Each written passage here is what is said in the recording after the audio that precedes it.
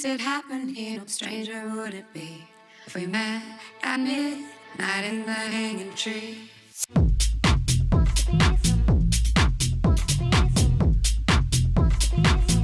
Hanging tree.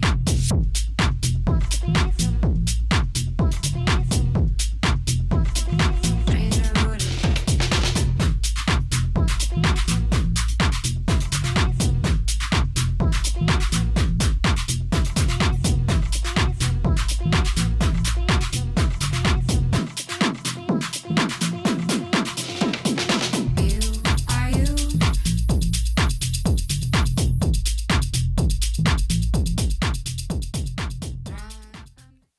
Okay, so how I do this mix from Hanging Tree into Be Somebody.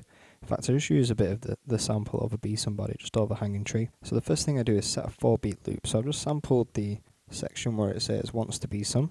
It's actually in the second half of the 4-beat loop, so the last 2 beats.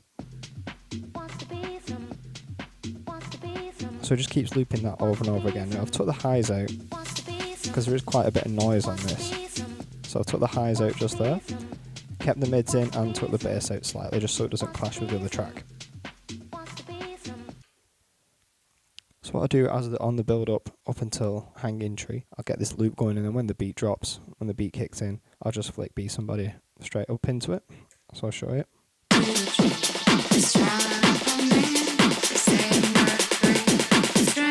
So I just start the loop there, 16 beats before the drop. And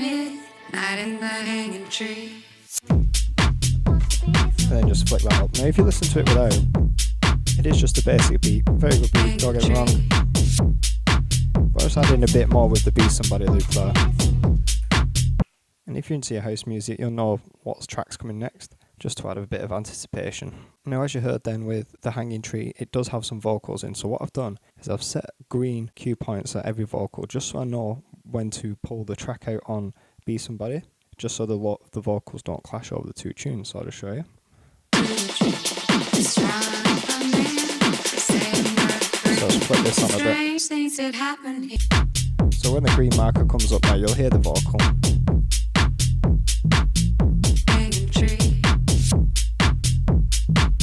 And again, just coming up now.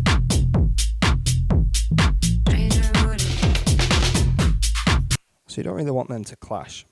So that's why I've got markers there to make sure I pull this left channel down just as the vocal comes in. Now if I do just pull it straight out, it's going to be quite flat, so it doesn't sound too pleasing to the ear. So what I do on this is I'll set a half a beat echo. So I'll set this loop. Just like that, and then pull it out so it doesn't sound too drastic on me cutting that channel out every time I pull it down for the other vocal. So I'll just show you on that as well. At midnight in the hanging tree. So I just put that echo up, back out, put that back in, echo back up,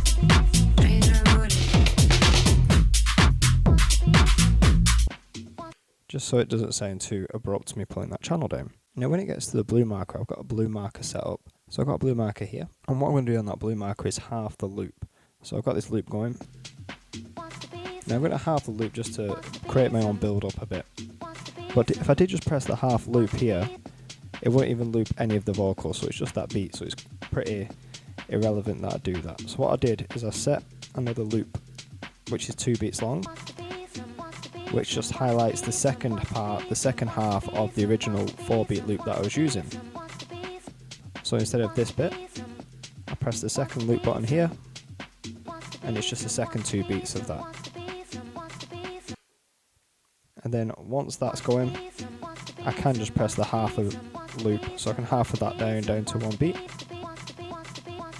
Then again, I put a bit of an echo on it, and then pull it out just before the next bar starts. So I'll show you that section.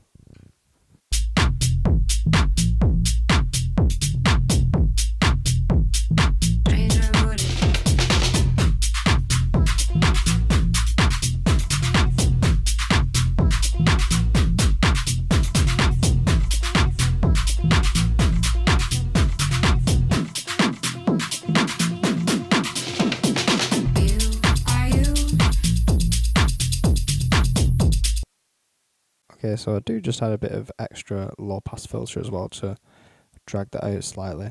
So this is what that sounds like. So it just swoops it out a bit going to the low side.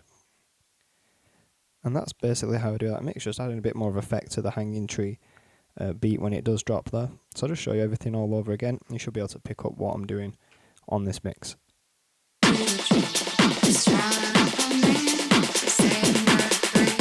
Strange things that happen here, no stranger would it be if we met at midnight in the hanging tree.